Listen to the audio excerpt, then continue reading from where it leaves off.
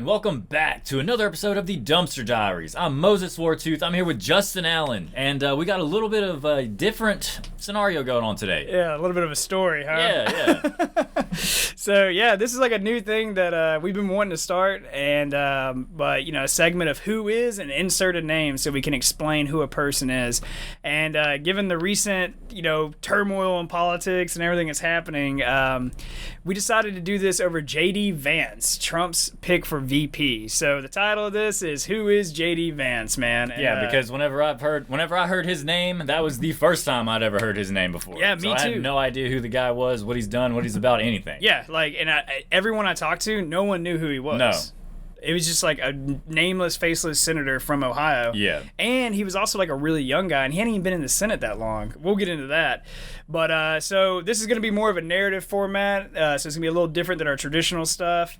But Educational. yeah, really, honestly. I mean, it really is. As far as reading off legitimate facts. I know a lot about this guy now, is all I'm saying, man, because I wrote this shit. So, and this is 6 pages long, so that's a single space, ladies and gentlemen. So it took quite a while. But yeah, dude, I mean, you know, I kind of started thinking about it. I was like, man, like, you know, because we cover a lot of political stuff and everything like that, man, and I was like, but then you see a lot of people, they're like, oh, I don't really know a lot about RFK Jr., I don't know about this person or that person. I was like, well, shit, like, why don't we just start, like, making a narrative segment about that? To educate the people. Yeah, not every week, but, like, once in a while, because it is just a shit ton of work to do it all. And so I didn't know anything about it. Moses didn't know anything about him. And I was like, well, fuck it. Like, we'll all learn some shit together, man, because I'd at least like to know. And what we're getting into. He is an interesting character, is all I'm going to say, man. Because, like, when I was reading about it, I was like, all right, I like him. What the fuck? I like him. Oh, shit. You know? So, I don't know. I think I connected a couple of dots here that, so far, I haven't really seen a lot of people pick up in the conspiracy realm or the mainstream media. So, but we'll wrap that all in towards the end. But hell, man, you ready to get started? Let's do it. I'm ready to learn. All right, ladies and gentlemen, this is Who is J.D. Vance? James David Vance was born to Beverly Carroll and Donald Ray Bowman on August 2nd, 1984 in Middletown, Ohio. His upbringing was troubled to say the least. Much of his childhood would be centered around a broken family, poverty, drug abuse, and physical and mental abuse as well. So the drug abuse isn't his drug abuse, by the way. Oh, I was going to say he's just like us, but I guess not. Yeah. While still just a toddler, his parents divorced, resulting in him being raised by his quote-unquote single mother in his early years. His mother, we'll get into this lady, crazy, is all I'm going to say. Although I hear she's doing good now. Now, his mother, Beverly, was a troubled woman suffering from substance abuse issues and mental illness. She would go on to have several boyfriends that came and went, as well as husbands. J.D. wouldn't know any remote sense of normality until he was adopted by his mother's third husband, legally changing his name to James David Hamill. So J.D. Vance has had 3 different names in his life. Poor kid. Yeah, we're going to get into all this. However, this wouldn't nearly be the solution to normalcy you would think. While the years went on, JD continued to suffer mental and physical abuse from his deranged mother, who was addicted to heroin at times. Ooh, yeah. That's a bad one. It's Ohio. That's all I'm saying. Everybody been to Ohio? You get through Cleveland, you keep driving. Yeah. Until one day, his maternal grandmother had enough. Now, the thing is about J.D. Vance, his grandmother, his mother's mother, was like the pivotal figure in his life that shaped him to become an adult and who he was. Because living with his mother was a drug addict, alcohol issues, lots of guys coming and going. She would beat him. She like mentally torture him, like all kinds. She had a lot of issues, man. She was hospitalized several times because of it. I mean, Damn. it was pretty rough. So she had serious issues. Yeah, it was really bad issues, man. And as we'll see later, we'll go into it a little bit more.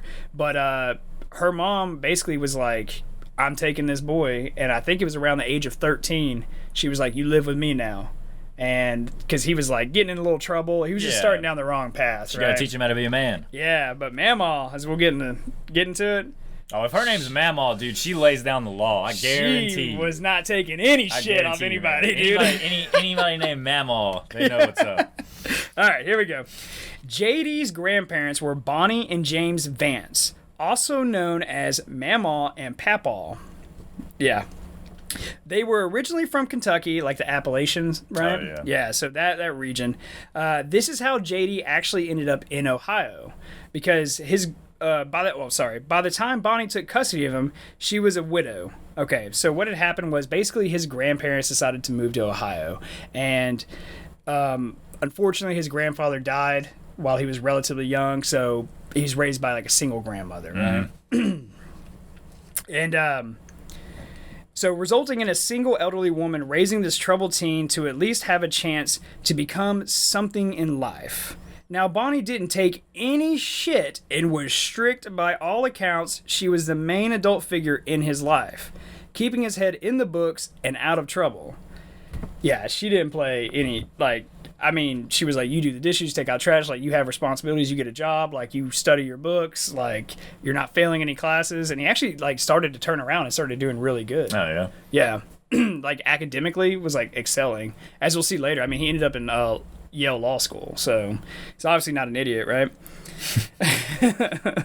So, JD would go on to graduate from Middletown High School in Ohio in 2003. Where he then enlisted in the Marines, eventually being recruited as a combat correspondent assigned to the 2nd Marine Aircraft Wing. In the Marines, he deployed one time to Iraq in 2005 for a total of 6 months. When asked about his time downrange, he was directly quoted as saying, and I quote, "I was lucky to escape any real fighting." Overall, he would do 6 years in the military and would receive an honorable discharge. So basically, he was public affairs in the Marines, going around filming stuff and everything like that. Did a little time in Iraq, decided he had enough, time to get out and go to school, right? Normal. Yeah. Yeah. I mean, I've been to Iraq too. Like that's why I'm in school now. It's like, let's do it that way. We all learn from our choices. So, after his stint in the Marines, he attended Ohio State University in 2009. Ironically, that's when we graduated high school. True. Yeah. Where he graduated with a bachelor's degree in political science. During this time, he worked for the Republican state senator Bob Schuler. So he had his first little taste of politics, right? So he worked for a state senator. After Ohio State, he attended Yale Law School with nearly a full ride. While at Yale, he would be convinced to write his famous memoir called Hillbilly Elegy.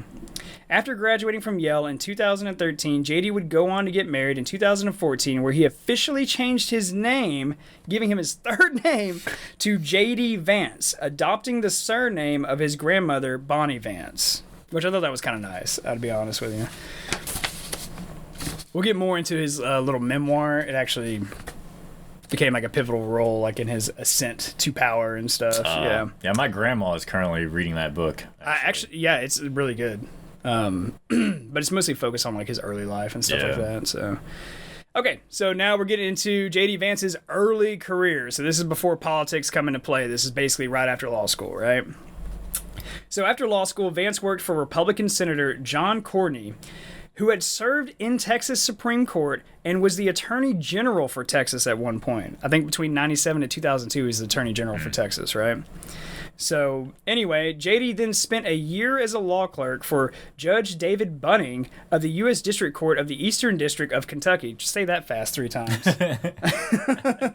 So he still was his family was from Kentucky, so he still was trying to have ties back to where his family originated from, you know? Then he entered private practice at a law firm called Sidley Austin. Having practiced law for slightly under 2 years, Vance moved to San Francisco to work in the technology industry as a venture capitalist. So he went to Silicon Valley. This plays a role later in some of his policies and shit. I'm just pointing out things that'll come up later, you know, you'll be like, okay, so he's all pro Silicon Valley right now, right? Right now. Okay. In 2016, Harper published Vance's book titled Hillbilly Elegy, a memoir of a family and a culture in crisis. So in 2016, he gets his book published, right? The one that he started working on in college. 3 years prior to that, essentially. It was on the New York Times bestseller list in 2016 and in 2017. The New York Times called it one of the 6 best books to help understand Trump's win. Okay. We're getting there.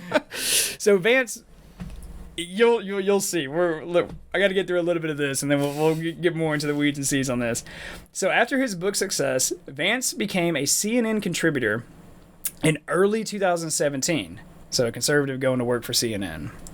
In April of that same year, Ron Howard signed on to direct the film version of Hillbilly Elegy, which was released in theaters on November 11, 2020, starring Amy Adams as his mother, Glenn Close as his mamaw, and Gabriel Basso as Vance. The film is still currently streaming on Netflix as of the airing of this episode. And I watched it the other day. Not a bad movie. Yeah. It basically follows his life right up to where he gets his first internship in law school and never even like touches the politics side of it, which I actually kind of liked a lot, you know.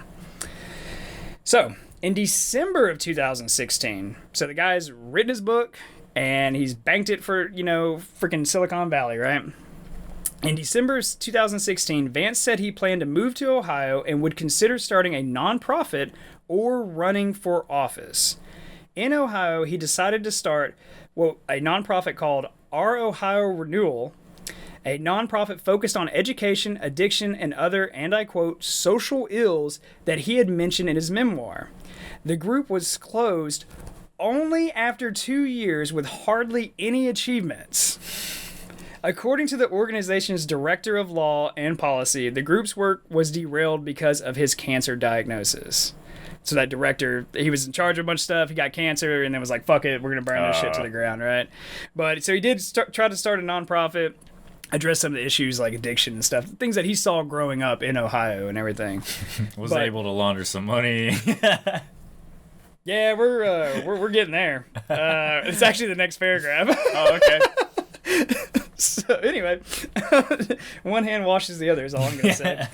During Vance's 2020 campaign, so we're going a little forward like here real quick just to get into some more recent stuff. So during Vance's 2022 campaign, for the U.S. Senate, Tim Ryan, the Democratic nominee, said the charity was a front for Vance's political ambitions. This is who he went against in Ohio. So he said it was a front for his political ambitions. Ryan then pointed to reports that the organization paid a Vance political advisor and conducted public opinion polling while its efforts to address addiction failed. He used money from the organization to figure out if he should run for office. Vance denied the accusations. A 2021 report by Business Insider revealed that our Ohio Renewal, the nonprofit, tax filing showed that in its first year, it spent more on, and I quote, management services provided by its executive director, who also served as Vance's top political advisor, than it did on programs to fight opioid abuse. So basically, he started a nonprofit and then was like, this shit ain't working out, fuck it. Use that money, figured out I should run for office, and then it was getting his like little cronies rich and shit in the process, right? I thought that was interesting. And that's all like complete. I researched it. That is all completely verified, man. Tax filings, a whole 9 yards. I was like, holy shit, when I read that. That's politics. Mm-hmm. It gets worse. Don't get me wrong. He's got some good characteristics. I mean, he's a politician. I mean, no one's 100%. That's politics, shit. Man. You don't get to any position of power without doing a little bit of sneaky shit now and again. All right. So now we're moving on to him in the Senate, okay? So gets done with his nonprofit. He's done with Silicon Valley. Gets done with his failed nonprofit, and he's just like, "Fuck it, all right. Like now, I'm going into politics. Like I used the money from the nonprofit that was supposed to help people addicted to opioids in my home state, and I've decided now that I'm going to be a senator. Now I can help them more if I'm an elected official. Yes, I'm still doing this for the people. Yes. However the fuck that makes sense. You know? So anyway, gotta like get myself in line here. In early 2018, Vance considered running for the U.S. Senate against Sherrod Brown, but decided not to. In March 2021, Peter Thiel gave $10 million to Protect Ohio Values, a super PAC created in February to support a potential Vance candidacy. In April, Vance expressed interest in running for the Senate seat, being vacated by Rob Portman, and in May of 2021, JD launched an exploratory committee. So now he's officially out there like, boom, all right, let's figure this out. So this is in May of 2021, man. Vance officially entered the race on July 1st, 2021. It was his first campaign for public office. On May 3rd, 2022, he won the Republican primary with 32% of the vote, defeating multiple candidates, including Josh Mandel, who only got 23%, and Matt Dolan, who only got 22%. On November 8th, in the general election, Vance defeated Democratic nominee Tim Ryan with 53% of the vote. That guy who was talking all that shit. Yeah. So, or speaking facts, I guess, really. Well, yeah, true. On January 3rd, 2023, Vance was sworn into the U.S. Senate as a member of the 118th United States Congress. He is the first U.S. Senator from Ohio without previous government experience since John Glenn, who took office in 1974. Damn, yeah, that's what I was going to say. So his first political as a United States Senator. Was a senator. Damn. How the fuck did that happen? Well, I guess AOC pulled that shit off. But she was, she's a representative, but... Yeah, but she was doing other stuff. She was a bartender. Dun, dun, dun. Next episode. Who is AOC? Yeah, this shit, right? Oh, my God. Okay, so we're going to talk about some of the work that he's done a little bit, right? Like his accomplishments since he's been a senator? Some of the work he did, in the Senate. Okay. So Vance's Senate work has included... co-sponsored a bill with Senator Raphael Warnock, a Democrat from Georgia, to lower the price of insulin. Can't disagree with that. Thought that was kind of cool. How many people have claimed that they have lowered the price of insulin? Because I know Biden is always talking about that shit. Trump talks about that shit. Well, this would have been the bill, so he would have sponsored it. Like, just voted. Biden has to sign off on it to actually make it a law. So then Biden can be like, I did this, but actually it's really all these members of Congress who actually passed all this. So once again, going back, I think to our previous episode, freaking most of the power actually is held in Congress and not in the Oval Office. Which is why I think they focus on presidential elections so much, is to keep us just fucking distracted. Because then that's how people like JD Vance can come up and nobody knows who the hell he is. And it's but all those people know who he is. Yeah, and now he's potentially going to be the damn vice president. Mm-hmm. So yeah, we're about to get into this. So another thing that he did was he collaborated with Senator Elizabeth Warren, a Democrat from Massachusetts, to claw back executive pay when big banks fail. Can't blame you there. Worked with Senator Sherrod Brown, a Democrat from Ohio, to regulate the rail industry following the disaster in East Palestine, Ohio. Remember that fucking train that crashed and all those chemicals got released? Yeah, we'll get into that in a minute. He was on the hook for that shit for a little bit. Worked with Senator Dick Durbin, a Democrat from Illinois. Sorry, I keep pronouncing that S. For laws creating transparency on pharmaceutical costs and introduce credit card competition. Joined Senator Sheldon Whitehouse, a Democrat from Rhode Island, in sponsoring a law that reduced corporate mergers. One thing that all of these have in common is they're all Democrats. Yeah, that's what I noticed. But even though some of these things I agree with, obviously, lower the price of insulin, can't disagree. And then if a bank fails and they get bailed out, why the hell should these executives get $1 million bonuses still? You know what I mean? It's funny that Elizabeth Warren was talking about that shit because she's wormy as hell. Yeah. I'm surprised she's not running again. Yeah. All right. However, he also voted against measures that would allow the federal government to go further into debt, standing against final passage of the Fiscal Responsibility Act of 2023. So he wants to do some of these things, but he does not, some of the stuff he wants to do obviously costs money, but he's just hey, we do not spend any more money to go in debt. We need to figure this out, reallocate funds and stuff like that. Yeah. Vance was criticized for his delayed response to the 2023 train derailment in East Palestine, Ohio. His office released an official statement on February 13th, 2023, 10 days after the derailment, though Vance had sent a message about the derailment the day after it occurred on social media. He said, my bad. Yeah, dude.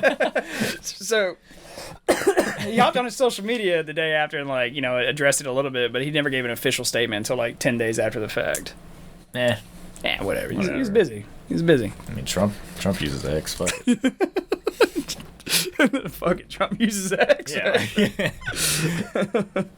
All right, man. So now we're gonna get into his vice president campaign, right? So On January 31st, 2023, Vance endorsed former President Donald Trump in the 2024 Republican Party presidential primaries. On July 15th of 2024, the first day of the Republican National Convention, Trump announced that he had chosen Vance as his running mate. On July 17th, the third day of the convention, Vance officially accepted the nomination and is the running mate of Trump for the presidential election. He is also the first Marine veteran to ever be put on a presidential ticket in United States history. That seems surprising. It does. Like, most of the guys are like Army and like Navy, really. But yeah, man, he was the first Marine to ever be on there, either as a president or vice president. But that's pretty cool, man. Insert joke about Marine, but whatever. Why do they have name tags on their asses, dude? I still can't figure. I can't get a straight answer. It's because whenever they're fucking drowning, you pull it like, I don't know. I don't know. I'm just saying, the Navy and the Marines, like... The Navy, I thought, had something to do with the fucking water, but I don't know. It makes sense, but I mean, they have a name tag over their, like, I think right butt cheek, and then they also have a name tag on their blouse, like on the front. I get the one on the front, yeah, you know, like you look at somebody, but like, it's like, yo, why do I need to see the name tag on your ass? Damn, look at who's that? So somebody watching this right now is just like, you don't even understand, like freaking out. Like, sorry, we were fucking Air Force. We don't know. Okay. So back to his vice president campaign. Several media and industry figures are said to have lobbied for Vance to be on the presidential ticket, including, you'll recognize some of these names, Elon Musk, David Sachs, and Tucker Carlson. The Heritage Foundation, which drafted Project 2025, privately advocated for Vance to be Trump's vice presidential pick. Trump's two eldest sons, Donald Trump Jr. and Eric Trump, advocated for their father to choose Vance as the nominee. This is where it gets interesting. Trump Jr. has been friends with Vance since the publication of Hillbilly Elegy in 2016. So, Trump Jr. and Vance have been boys since 2016. Mm-hmm. This becomes an important fact later. Literally in the next segment. I kind of like just scanned ahead or whatever. I was like, oh shit, there it is. All right, so now we're going to get into his political positions. This is really like, you know, where it starts getting meat potatoes with stuff, right? So Vance describes himself and has been described by others as a member of the post-liberal right. His economic views have been described as economic populism and sometimes economic nationalism. This view has elements of protectionism, particularly with regards to the reshoring of American industry, especially manufacturing, and protecting American jobs more generally. Vance is against free market capitalism, putting a higher value on the state, community, and security over the individual. His economic views are considered unorthodox within the Republican Party. He supports unionizations, tariffs, and antitrust policy. His open support for striking auto workers surprised many in the party. While Vance has indicated opposition to tax increases overall, he supports increases for certain taxes on university endowments, corporate mergers, and large multinationals. He supports an increase to the minimum wage, and he is highly skeptical of the economic and social contributions of large corporations. Okay, so just based off of that, it seems to me like he is like advocating for the average Joe. So yeah. Yeah, and you know, because like a lot of like typically like a lot of the Republicans will just be like, big corporation, let's do it. And, you know, I'm not gonna sit here and argue, you know, free market capitalism or whatever, but you know, there's pros and cons to it, you know, and I obviously, you know, I would like to think that, you know, unregulated capitalism is going to be the perfect thing in the world, like. The reality is it isn't. We know that's not. You know, so you know, I don't know. I kind of like the guy. Like he has like the small guy in mind. You know, it seems so, like. And then you got to remember, this dude had really humble roots. Like he came from nothing. Yeah. So really fucking poor background, and I mean that would make sense of why he would still back up unions and that kind of stuff. Yeah. Like the poor man coming together to get something done. Sure. Yeah. Absolutely. But like all the old school Republicans are like, what the fuck? Okay, so on social issues, this is gonna be what people care most about, right? Because fuck all the money and all that crap, and then you know, the thing. How does he feel about abortions? Getting there. And weed. Can you take a guess? All right. So on social issues, Vance is considered to be a strongly socially conservative. Vance is considered to be strongly socially conservative. Okay. He opposes. So he's a little more fiscal stuff. He's a little more like liberal, but like with social issues, he's like diehard conservative. Gotcha. He opposes abortion, same-sex marriage, and gun control. Vance supports the banning of pornography and federal criminalization of transgender health care for minors. He is opposed to continued American military aid to Ukraine during the ongoing Russian invasion. Vance has described himself as being plugged, and I quote, plugged into a lot of weird right-wing subcultures online and is known for his ties to Silicon Valley. Hence the whole fuck big corporations and tax the shit out of them when they want to merge. I think somebody pissed him off in Silicon Valley. Yeah, I think that's what happened. He got burned, or he sold out of a good idea too soon and other people got rich. I think that's what happened, dude. Because like when I was reading it, like I was putting all this shit together, I was like, oh, he just got fucking shit on when he went to California. He got shafted somehow, and he's like, he never let that go. You know, some dudes at like Twitter right now are like, yeah, or like Facebook or some shit. They're like, holy shit, he can't win. What have we done? What have we done? Yeah. Oh my god, he's actually about to be vice president. Get fucked. Like, is this really gonna go down? Holy shit, that guy used to give me coffee. You know? So I don't know, man. I mean, I felt like some of his. I mean, we've gone over our opinions on like, and this isn't about us, it's about JD Vance. So, but I mean, we've gone over our opinions about abortion, so we're not going to beat that, dead horse, really. The thing that I never thought of was the banning of pornography. Yeah, he's super against it, man. And so the Heritage Foundation that supported his run for vice president, those guys basically started Project 2025. Not that was to your previous answer, but basically, like, is the no porn thing just a religious deal? Yeah, Vance is highly religious. He's Catholic. Well, okay. So the religion aspect is the only aspect I can and see. He's a Republican senator from Ohio. Yeah. So he's a liar because he watches porn. For fucking sure, man. I mean, it's like a $40 billion industry. Yeah. You think nobody's watching that shit? I don't care. You like religious, non-religious, what? Everybody's watching. You go on there and be like, "This video has 16 million views." It's like, okay, I only watched it a couple of times. Usually the rest, like, come on.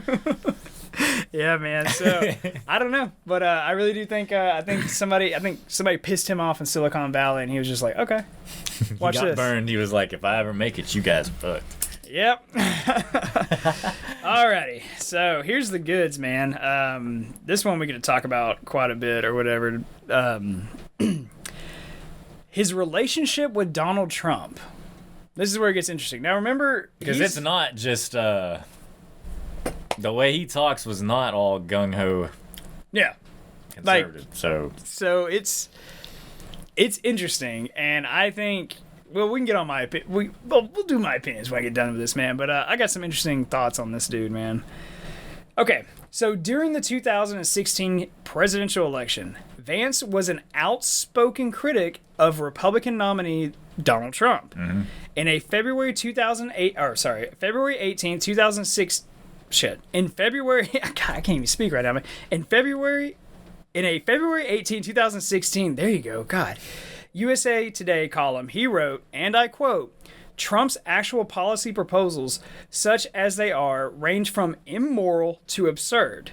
In April of 2016, Vance said, and I quote, Trump is unfit for our nation's highest office.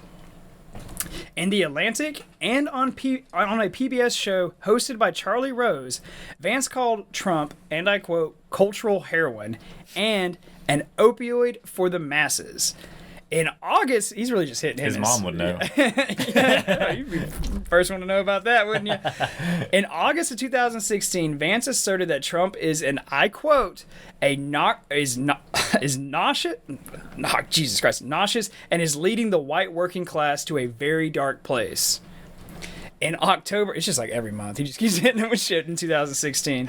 In October of 2016, he called Trump, and I quote, an idiot and reprehensible in a post on Twitter, and called himself a never Trump guy. That happened. That's real. This is where it gets good. In a private message in 2016, Vance wrote, I go back and forth between thinking Trump is a cynical asshole like Nixon who wouldn't be that bad and might even prove useful, or that he's America's next Hitler. So wait, this was in 2016? This is all in 2016. I thought that was the same year that he became boys with Trump's son. It is. So he's like BFS with Donald Trump Jr. And then talking shit about he's talking all this shit online about his dad.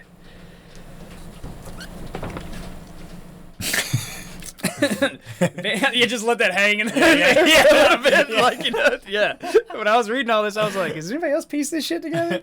But anyway, Vance said he did not vote for Trump in 2016, but instead voted for independent candidate Evan McMullin. So we'll see there, even though there's no proof on who voted for what. Okay, by February 2018, so 2 years into Trump's presidency, Vance began changing his opinion, saying Trump is, and I quote, one of the few political leaders in America that recognizes the frustrations that exist in large parts of Ohio, Pennsylvania, Eastern Kentucky, and so forth. Vance supported Trump in 2020. In July 2021, he apologized for calling Trump reprehensible and deleted posts from 2016 from his Twitter account that were critical of him. Vance said he now thought Trump was a good president and expressed regret about his criticism during the 2016 election. Vance visited Mar-a-Lago to meet with Trump ahead of an official announcement of his U.S. Senate campaign. So he went back and deleted all this shit. Now that it's going to benefit him. Yeah. Uh-huh. And so he's like, at this point in time, like, he's just like, oh, I want to run for Senate, because this is when he's doing the exploratory committee, right? Like, this is like 2021, right?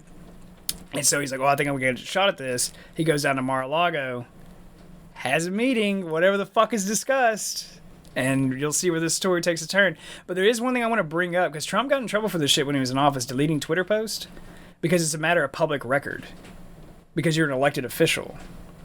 So, like, anything that, like, Trump, like, produces, like, he just can't, like, destroy or whatever. It was, like, it's the whole fucking thing. Like, it was, like, some law. And I was like, does that apply to senators, too? I don't feel like I agree with that in the sense that it's fucking your personal social media account. Like, it's not a government. But you're an elected official, so you give up certain rights. So you give up the right to ever make a mistake? Yeah, but, like, the thing is, like, okay, let's say, like, say you were, like, you know, the governor of Texas, right? And then you post shit about whatever, X, Y, and Z, like, all the time. And then you could just go back in time and just delete shit. Like, that's like deleting history, you know? But my history shouldn't be on a fucking social media platform. It should be I could agree with that, you know, but these are the idiots that we elect and they just post on Twitter all fucking day. Like, you know, like, come on, like, fucking idiots. Like, the rest of the world ain't gonna see that shit forever. It gets shot into the ether. It's gonna be there and outlive society as a whole, dude. I do see your logic, though. All right. So he goes out to Mar-a-Lago, has a little secret meeting with Trump, right? Now they're cool. In October of 2021, Vance reiterated Trump's false claims of election fraud, saying that Trump lost the 2020 presidential election because of widespread voter fraud.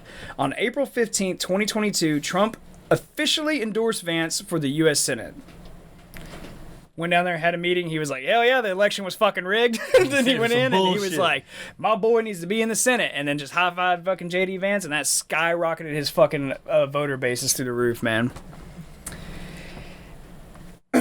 After historian Robert Kagan wrote a November 2023 Washington Post opinion piece titled, and I quote, "A Trump dictatorship is increasingly inevitable. We should stop pretending," end quote. Vance wrote Attorney General Merrick Garland a letter suggesting Kagan be prosecuted for promoting open rebellion by Democrat-controlled states. Kagan said that that his piece did not advocate rebellion and remarked, "It is revealing that our first instinct when attacked by a journalist is to suggest that they be locked up." Oh, talk about pot calling the kettle black. Holy shit. Shit, dude. Ladies and gentlemen, just don't post shit on social media if you ever get elected. That's all I'm saying, you know? On June 30th of this year, so a few weeks ago, right? On Face the Nation, Vance said, and I quote, "I believe that the president has broad pardon authority, but more importantly, I think the president has immunity." So he's like an all-in like Trump boy right now at this point, man. But we're about to wrap up this whole narrative that I got here, and then we'll just like talk about it for a little bit. So J.D. Vance, formerly a vocal critic of Donald Trump, is now his loyal running mate, sharing Trump's views on trade, foreign policy, and immigration. While some see Vance's shift as opportunistic, Trump and his advisors believe it is actually genuine. Noting Vance's strong appeal to working class voters. All right. Woo! So I don't know. Give everybody a little background about who JD Vance is. You know, that's not everything. I left out a lot of stuff about his like personal life between like him and his wife and like his family and stuff like that. So his wife is Indian. She's actually like legit Hindu and stuff. When they got married, when he changed his name to Vance, they actually had it was like a multi-religious wedding or whatever. So they did Catholic for him and they did Hindu for her. And that's when he changed his name or whatnot. But I believe they have like one kid as well. So, but he met her in Yale Law School. They seem solid. I don't know. I don't think it's like some Bill Clinton, Hillary Clinton shit going on. Yeah, where yeah. Just, you know? Well, I don't know how long they've been married, but I assume it's probably it's pretty good while. So it's not like a new thing. But now, I don't really know what to think about the dude entirely. You know, I like his background. You know, like it's like a humble back. It's like, okay, cool. Like this is like a real, that's respectable. He came from jack shit. Had some like his grandmother raised him. Yeah, taught him everything. Fucking like, got an education and shit. Went to the Marines. Yeah, all that, dude. And so it you can say that at least it doesn't sound like the dude's ever had anything handed to him. So that's a plus. I will say that, man. And like the guy is more than likely about to be vice president of the United States, and he is 39 years old, man. That is a hell of a fucking achievement. Yeah, that's like that in itself is worth. That I mean, that's good. You got to think he didn't even step foot in college till he's like 24 years old. Yeah. So he's literally only been a senator and then potentially a vice president. Yeah. Correct. Yeah. I mean, so there's no other political. I mean, yeah, he's only been in the Senate for like 2 years. Not even like a full 2 years. That part is insane also. Yeah. As far as like if you're the vice president and you have like 3 years of political experience. If that shit's not crazy. even 3. Which I guess Trump had nothing. True. So hell. Yeah. He did all I right. guess there is. So, fuck it. Who knows, right? At this point, fuck it. But I do kind of like. I think they got him because obviously he's conservative, right? He can appeal to the more like the religious voters, right? He can do that for sure. The working man. Yeah, and he can also appeal to like the working man, and he's young. Yeah. That's what I like. He's only 6 years older than us. Yeah. Makes me wonder what the fuck are we doing? I was just thinking I was getting pissed off myself. Fuck! It's like in here, like in a bunker on a shitty podcast, talking about the ascent of power of other people. We should be out there, Moses. But yeah, man, you know, and then the one thing I didn't like though is that he came out and he was like, you know, in 2016, I thought it was kind of sketchy because, you know, he wrote his book, right? It got published, it became super famous, and in 2016, and then he became friends with Donald Trump Jr. and they're like super tight. And then, but he's like talking all this shit about Donald, like. You know, but it's weird because he is a Republican, so it doesn't seem like it would benefit him to talk negatively about another Republican. There was a lot of like Republicans when Trump was like running and shit. They were like, we don't want him at all. Like he had a lot of fucking people against him. They're. I'm sure there was some way that benefited him to talk negatively. Well, I think Trump. It was all like set up. I don't think it was like guaranteed set in stone, right? Because like Pence was Trump's running mate in the first election and in his second election, right? So he already kind of like, I imagine, like had Pence on his mind, was like, cool. You know, no one really could have predicted what would have happened like on January 6th and all that stuff. But I think Vance was stacking the deck and was like, okay, right now, like not before I'm in Senate, I have no chance of being vice president. But if I can go into the Senate, I can get into these circles, then maybe I have a 10% chance. And then I think Vance, like in January 6th, provided an opportunity. And he was like, I'm already in the fold with the Trump family. Let's fucking do this. Yeah, let's go all in. You know? So, I don't know. But I don't really like wishy-washy people. But at the same time, it's American politics, and people are always changing their opinions. Yeah, I get it. Like, people change. I mean, to be fair, he was judging Trump before he was in office, or like before he was actually doing it. That is true. So Vance was not actually a public official. He wasn't an elected official. So then plus, like, once Trump became president and started doing shit, he seemed to change his tone after that. So I mean, maybe he really did just honestly not think he was capable of doing the job, and then he saw that he was. He changed his tone when he decided he wanted to run for the Senate, and then he took that trip to Mar-a-Lago before it so he can get Trump's endorsement, and so he could actually fucking win. You know? Yeah.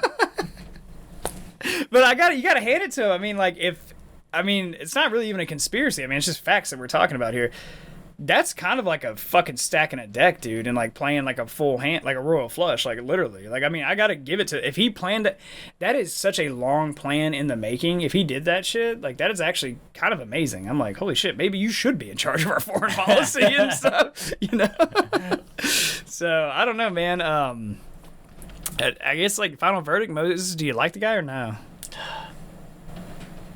I don't not like him. Yeah. I'm all about giving him a shot. Yeah, that's where I'm at too. Like, I respect his background, but I'm curious to see what he's capable of doing. Because you never know. I mean, we've seen it time and time again. Like, these guys will say all this crazy shit. As soon as they get in the office, they just fall right back in line with a fucking industrial complex, you know? And they're just like fucking bowing to the powers that be. I'm not saying some Illuminati shit, but, you know, just interesting that basically the majority of presidents, regardless of all the crazy shit they say, end up like following the same path, you know, for the most part.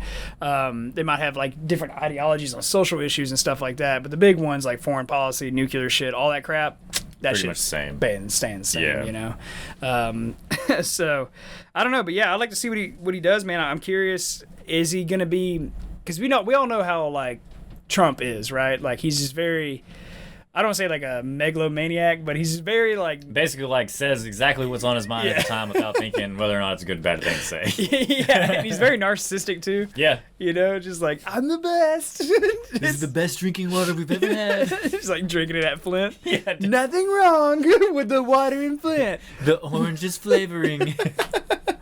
I like orange. I like that. That's good. I don't know. Fuck with them all day. But is Vance going to be, like, is he going to be just a puppet that sits in the shadows, or are they going to have him being proactive? Yeah, like, is he actually charismatic enough to stand on his own beside Trump and get his own shit accomplished? Because normally what happens is, like, when there's a new administration, the sitting president will assign the vice president a task, something like that. Famously, what happened when Biden got elected is he assigned Kamala Harris the border. We all saw what happened there. We all saw how that fucking went. So it got, not only did it take her 6 months to get down there, it got significantly worse. And it's still terrible. Dude, it's an open wound. But anyway, but fuck it. So I'm just curious, like, what does Trump assign to Vance, and how effective is he going to be at that? And because here's the reality, folks, is Trump is old as shit. Okay? And is it? I mean, yeah, he's energetic. He's still fucking going. But I mean, that dude could. That dude could drop at any moment. He could drop at fucking any. I mean, he could get fucking shot. You know what I mean? Like, let's get real, dude. You know, and the then next guy may not miss. And it's a very realistic possibility. You could have a 39, 40-year-old president that only did like a couple of years in the Senate. Yeah. You know what I mean? Like, that's kind of wild to think if that was to fucking happen. Hopefully it doesn't, but if it ever did. But that's why it's also important to know who this guy is, because there is more than like the average likely possibility that he could actually become president of the United States. Yep. You know? And so I don't know. I don't know if he's going to be like an effective leader. I hope. I don't know. I like the fact that he has a military background, you know? But I mean, he went to law school. That at least you got to have some kind of fucking brain power. Yeah, there's got to be something going on there. Yeah, exactly. Yeah, like some of these politicians, like most of them are like lawyers and shit. And like they'll act like they're like idiots, like they're retarded. It's like, bro, look, dude, I've taken the LSAT, okay? You can't be fucking stupid and pass that fucking test, you know what I mean? And it doesn't even ask you a single question about law. It's just all logic and reasoning questions. Let me put it this way.